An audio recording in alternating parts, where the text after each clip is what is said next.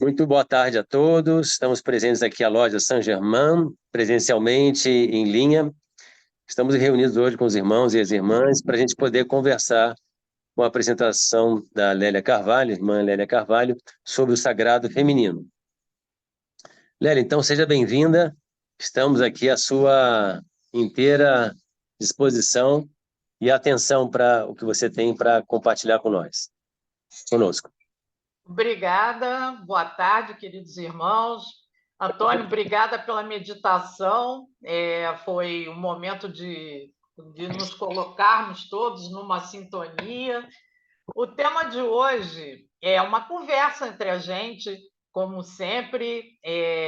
Eu gosto muito dos temas que conversam com Jung, né? Então, da última vez foi sobre sincronicidade, e hoje eu vou falar do sagrado feminino, né? Esse termo já está um pouco até desgastado, né? As pessoas têm utilizado de toda maneira um arquétipo, falando na linguagem junguiana, que é muito poderoso, muito forte.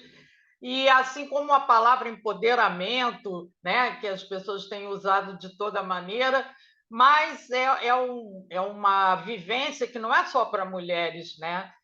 Todos nós, homens e mulheres, temos os dois aspectos, masculino e feminino, yin e yang.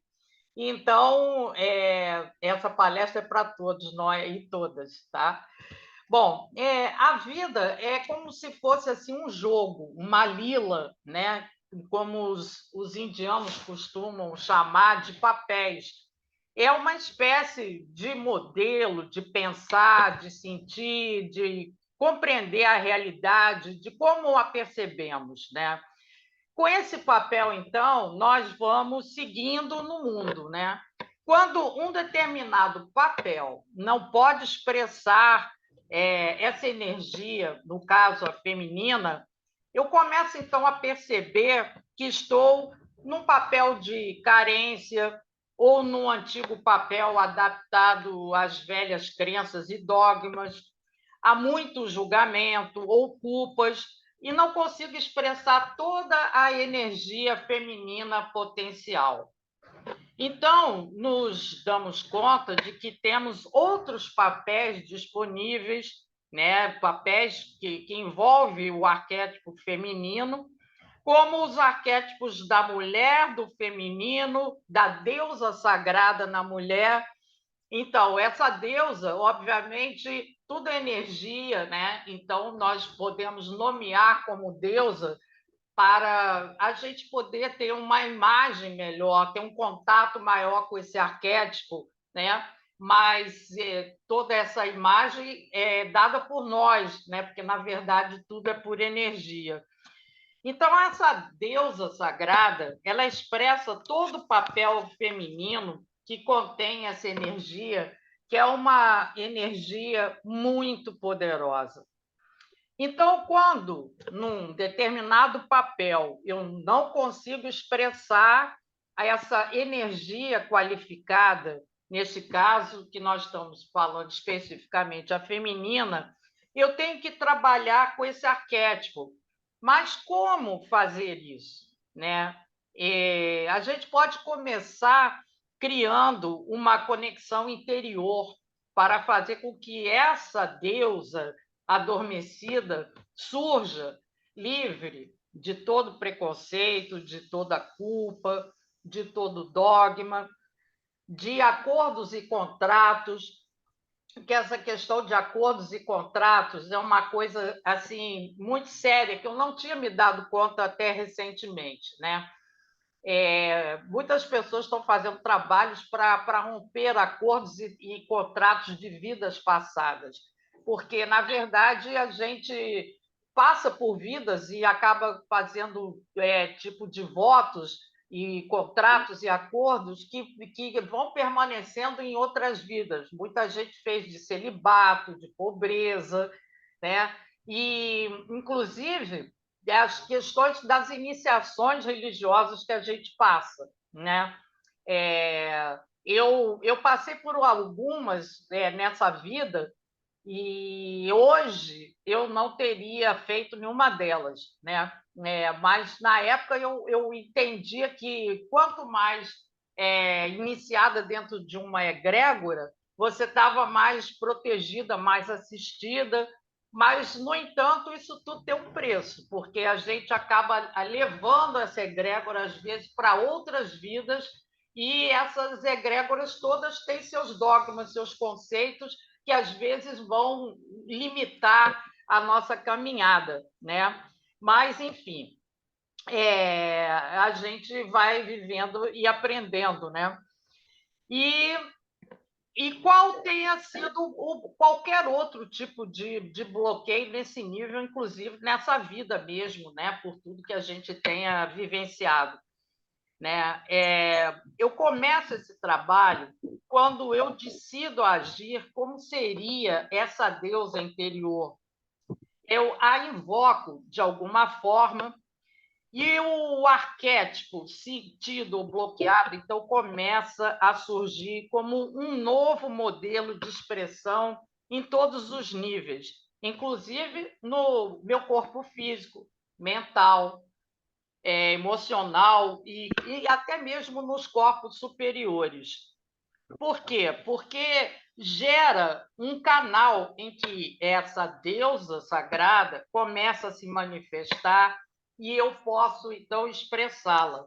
É como se fosse uma arte que precisa ser criada muito bem e em todos os seus detalhes.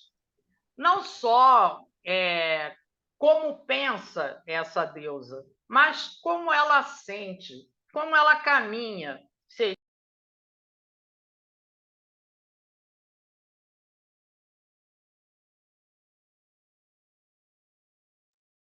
Ficou sem som.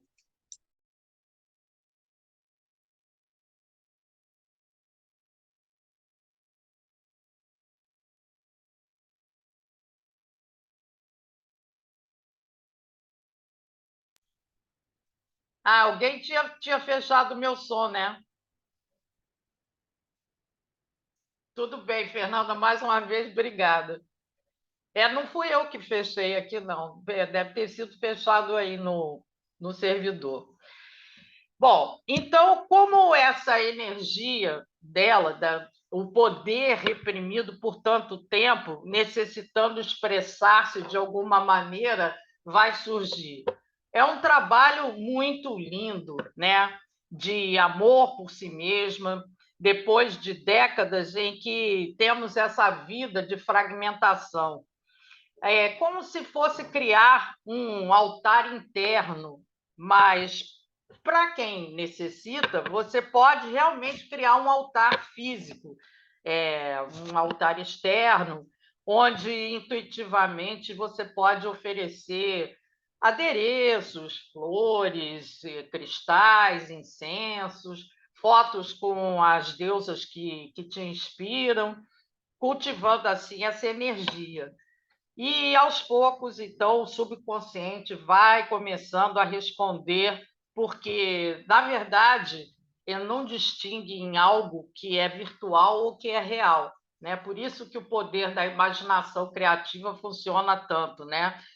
E a gente, então, vai incorporando e até mesmo a nossa química vai se modificando do modelo anterior. Esse novo modelo passa, então, a expressar-se no nível mais criativo, porque o feminino ele tem como grande força a criatividade, no nível dos relacionamentos, em todas as expressões que antes eram apenas um potencial, inclusive artístico, profissionalmente, inclusive. Então, todas as artes, a dança principalmente, o canto, são expressões muito dessa energia feminina. Então, por que nós deveríamos desenvolvê-la? Porque o arquétipo feminino, não sendo capaz de se expressar adequadamente, ele vai apresentar desequilíbrios, impotência, muito perceptíveis por estarmos reprimidos, sufocados, entendeu? Mesmo nos homens. aspectos do emocional masculino também ficam prejudicados se o feminino deles não está bem trabalhado. Mais do que um jogo, a vida é uma dialética, é uma alquimia, né? Desse equilíbrio de yin e yang.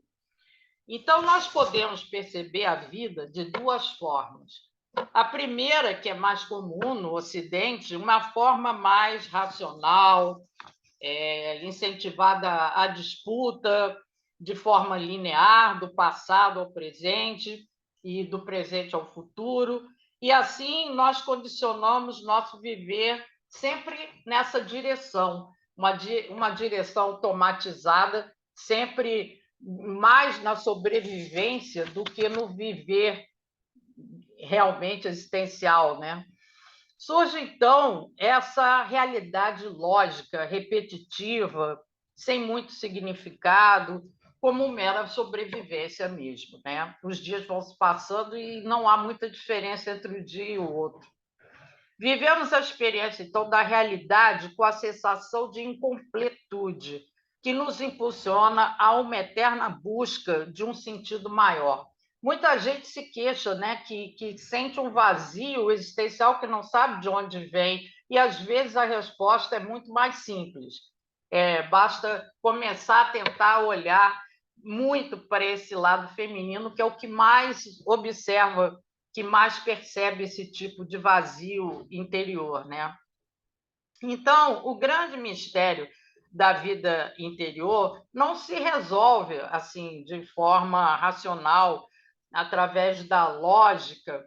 A intuição nos diz que deve haver uma outra forma mais especial de perceber o mundo. Na verdade, o segredo está na mestria dessa dialética entre os opostos, entre o yin e o yang. A vida, então, é como um rio, né, que flui entre duas margens opostas complementares que limitam o rio, mas que também o direcionam a seguir em segurança até o oceano. Essa lei hermética das polaridades se afirma em todos os aspectos da vida. O yin, o yang, o masculino, o feminino, o polo positivo e o polo negativo da energia, da eletricidade. Então, nós, vivendo só uma vertente ou predominantemente uma sobre a outra, a vida não tem movimento ou se desequilibra pelo excesso de uma das polaridades. Quando o aspecto feminino se encontra menos atuante, a fuga sempre se faz pelo mental, que é muito comum nos tempos atuais, através do pensamento constante, e no nível emocional, em emoções desequilibradas, que nós também temos visto muito. As pessoas andam realmente emocionalmente assim muito desequilibradas, e no nível máximo acaba atingindo também o corpo biológico, né? Essas disfunções comuns do trato feminino são como expressões psicossomáticas de rejeição, da expressão da sexualidade, né, reprimida, das expressões criativas, da arte e da beleza, né? Muitas vezes a gente deixa de apreciar a beleza até nas coisas mais simples do dia a dia, né? Então, todo o sistema feminino, incluindo até mesmo o mamário, que é afetado, daí hoje tão comum o câncer de mama. Estamos, inclusive, no mês, né, da prevenção do câncer de mama, né? Ele é tão comum e tão sério, então acomete a tantas que ganhou um mês especial para isso.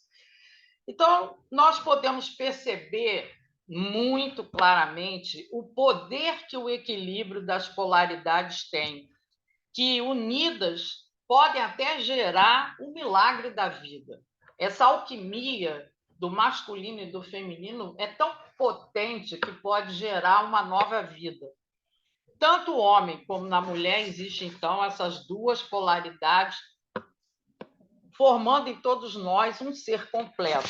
Embora, dependendo do nosso gênero, uma está mais atuante, mas não quer dizer que a outra também não possa trabalhar junto, apoiando e complementando a nossa identidade de gênero, por exemplo. Porém, somos condicionados a reprimir o aspecto oposto ao do nosso gênero. Ao homem é ensinado um comportamento menos sensível, mais agressivo, sempre gerando o impulso de possessão, de competição, de guerras, típico dos líderes governantes, né? Que nós estamos vivendo agora, né? Está bem claro isso, né? Medir poder, né? E então vai sendo suprimidos os aspectos da ternura, da celebração, da receptividade, da empatia, né? O mesmo se espera da mulher ao inverso, né? Quando são menos incentivados os aspectos da iniciativa, da força, da bravura, da justiça impassível. Então, quando nós temos essas polaridades no estado de equilíbrio, no nosso interno, é onde esses aspectos se encontram, é que se percebe a força que o outro aspecto complementar tem, né? Na base desse reconhecimento, a mulher muitas vezes toma o aspecto complementar de força, de valentia, de forma distorcida, daí às vezes um feminismo exacerbado, né? Que é meio que uma rebeldia, pleno de mágoas ancestrais, que também a distancia do seu livre exercer de mulher plena, né? Distanciada da construção, né, generosa da personalidade.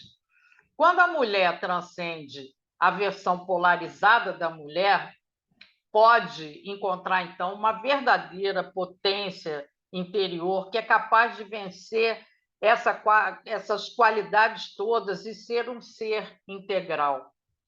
A vida e a morte, por exemplo, são exemplos muito claros, e todos nós vivenciamos isso, todos nós nascemos e todos nós morreremos, dos aspectos do yin e do yang, que são opostos, mas são complementares de um ciclo contínuo. A vida se expressa de uma forma material e a morte de uma forma material também, porém mais sutil. Tudo é vida, na forma e na não forma. São dois aspectos da mesma criação. Então, quando nós tememos a morte, nós deixamos de perceber ainda em vida toda a beleza da existência. Esse medo é recalcado, então, no nosso inconsciente, gerando um tipo de medo primordial, que permeia todos os nossos aspectos de medo durante a vida. Se a gente reparar, tudo que a gente teme na vida tem, no fundo, o medo da morte, porque se a gente sempre teme perder coisas, deixar de existir para alguma situação. Sempre aquele medo primordial da morte está por trás de todos os outros medos. A gente tem medo da violência, porque essa violência também pode nos levar à morte. Então, esse medo da desintegração, que realmente só física, acaba por desenvolver um aumento da ideia de escassez, de que podemos perder tudo a qualquer momento. Eu imagino todos que estão passando por esse momento lá na faixa de Gaza, eles estão vivendo isso ao extremo, né? Eles estão, de fato, perdendo tudo, com medo de perder a vida, com medo de perder os parentes, enfim, com todo tipo de insegurança que tem, no fundo, o medo da morte. Então, esse aspecto do desapego que nós acabamos repetindo todos os dias deveria ser desenvolvido, porque quando dormimos à noite, em que a consciência comum desaparece, nós mergulhamos na não forma, em um outro tipo de consciência. Nós temos como se fosse uma pequena morte diariamente. Para alguns, é um momento de grandes experiências de aprendizado, mas muitas das pessoas que têm insônia são pessoas que, por demais apegadas aos aspectos únicos que pensam ser a vida, né? Também de onde surgem os terrores noturnos, às vezes as crianças têm isso, né? E que demonstram, que apontam uma alma afetada por essas crenças da ideia da morte como uma aniquilação. Quando, então, nós nos entregamos naturalmente aos aspectos da vida e da morte, o sono passa a ser também uma parte fundamental. Eu tenho uma relação muito grande com sonhos, eu sempre gostei de estudar os sonhos e sempre anoto os meus sonhos e correlaciono com simbologia que é minha, porque cada um tem a sua, né? E, para mim, as noites são um outro tipo de vida que paralela na maior parte das vezes, muito reconfortante, né? Então, essa parte da vida nós temos automaticamente todos os dias, e quanto mais a gente tiver consciência dessa questão da vida e da morte, melhor será aproveitar essa vida paralela que nós temos noturna, né? As estrelas, por exemplo, os planetas, o cosmos, também vivem esse processo de morte e de ressurreição. Quando uma estrela chega ao final da sua vida, que no nosso ponto de vista parece ser eterna, tão longa é a sua existência, gera então uma implosão formando um buraco negro, e toda essa massa vai se fundir num potencial de probabilidade que nem a luz pode sair e que não é em nada, né, simplesmente, mas pura vida, consciência e possibilidades, né, que estão ali realmente em potencialidade. O mesmo se passa conosco, da não forma, todas as experiências e possibilidades voltam a se expressar nas vidas, vida após vida. Então, a vida é um ciclo, na verdade, de vida, morte e renascimento. A vida é essa dialética, essa alquimia também de aspectos complementares. Cada um de nós carrega energias contraditórias dentro de si. Todos nós temos muita consciência disso, né? Nós procuramos sempre expressar a parte mais harmoniosa e mais agradável, e na maioria das vezes nós acabamos por rejeitar a parte em desequilíbrio. A gente empurra lá para o fundo do nosso psiquismo, né? E isso traz muitos problemas, né? Porque eles acabam se expressando e se revelando em atitudes que nem nós mesmos acabamos por reconhecer como nossas, né? Nós negamos essa sombra, como Jung costuma denominar, e utilizamos máscaras para aparentar o melhor de nós, né? Há um gasto muito grande de energia nisso para que nós desperdicemos com esses personagens que, na verdade, não contribuem em nada. A gente sempre pensa que somos vencedores por construirmos esses personagens perfeitamente, mas eles só nos trazem mais desequilíbrios e até mesmo doenças, tanto físicas quanto psíquicas, né? Então, por exemplo, diante de um fato desagradável, como é que a gente reage? ou não reage, né? Muitas vezes, disfarçados, num falso sorriso, a nossa reação é essa, para ocultar o impulso da nossa verdadeira expressão. Sempre achamos que dizer não ou contrariarmos a opinião do outro nos traz rejeição ou que somos menos amados por isso, mas porque não vemos essa divindade em nós e nem sequer no outro, né? Por isso que não conseguimos perceber que quanto mais somos nós mesmos, mais o amor flui, né? E saímos do papel da máscara. Não quer dizer que, trabalhados genuinamente esses aspectos, eles não possam encontrar realmente um equilíbrio verdadeiro. Todos nós temos essa possibilidade. Mas, na maior parte das vezes, a gente não tem isso tão bem trabalhado. Então, o exercício de quem somos nós, mais claramente, mais transparentemente, é realmente um exercício de cura para nós e cura para o outro, porque o outro também vai aprender a lidar com as diferenças, com quem nós somos, da forma que nós somos verdadeiramente, e não com a forma que a gente quer sempre agradar o outro, né? Então, todo esse conteúdo reprimido, em algum momento, acaba se revelando e vem sempre da forma mais impulsiva, né? Quando a gente menos espera, e acaba por adoecer o corpo físico em última instância. Estamos na era das doenças que demonstram muita somatização de desequilíbrios psíquicos, do tipo doenças autoimunes, fibromialgia, enfim, doenças difíceis de serem diagnosticadas e mais difíceis ainda de serem tratadas, porque a origem está lá no nosso inconsciente, né? Então, os extremos têm que se integrar, porque todo aspecto de bem e mal, eu coloco aí em aspas, são constituídos na nossa consciência. O que é bem para mim, às vezes, não é para o outro. O que é mal para mim, às vezes, não é para o outro, e vice-versa.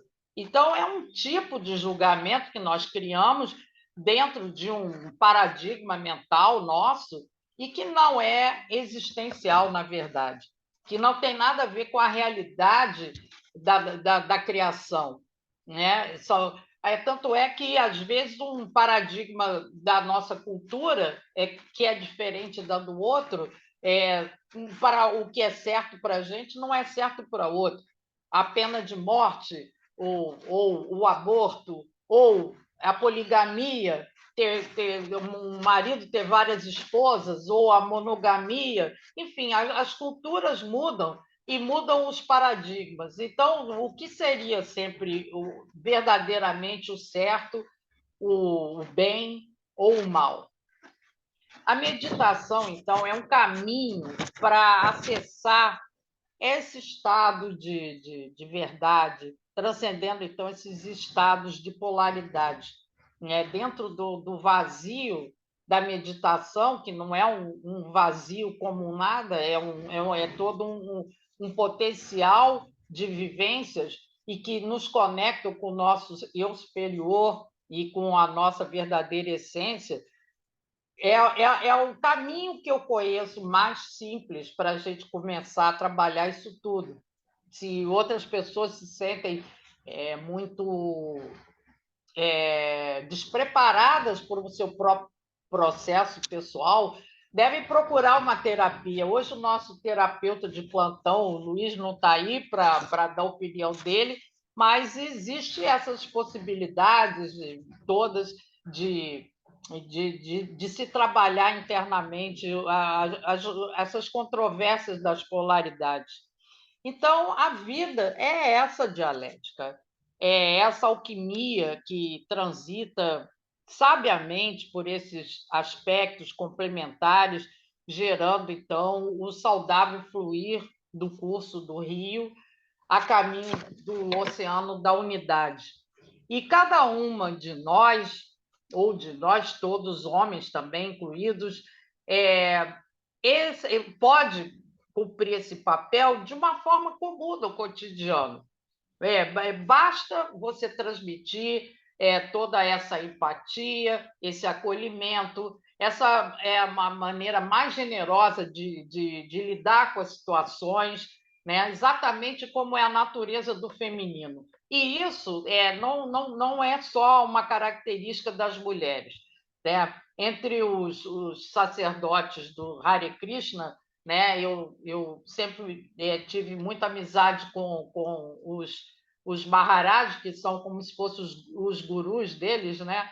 Então, um deles sempre dizia, né, que existe o modo vamos dizer assim, como se fosse mais bestial, de lidar com a vida, o modo mais guerreiro, né, assim, como se fosse um militar, né, e o modo da bondade, que é o Satya, né? E esse modo é o modo da gente lidar de forma expressiva com esses aspectos femininos, embora dentro de uma liderança, por exemplo, a liderança pode ser exercida no modo da bondade. Né? E é muito bom quando a gente encontra mulheres, e nós conhecemos algumas, eu não vou nem citar nomes para não dar nenhum ciúme aqui, daquelas que sabem ser guerreiras, que têm iniciativa, mas que têm também muita generosidade, muito acolhimento, né? E que sempre tratam todos carinhosamente. E a gente sabe como é bom a convivência com essas lideranças assim, não é? Então, vou ficando por aqui. A gente pode. Agora, eu acho que provavelmente vamos encerrar, né, a gravação para a gente poder conversar. Quero muito ouvir vocês todas aí, todos.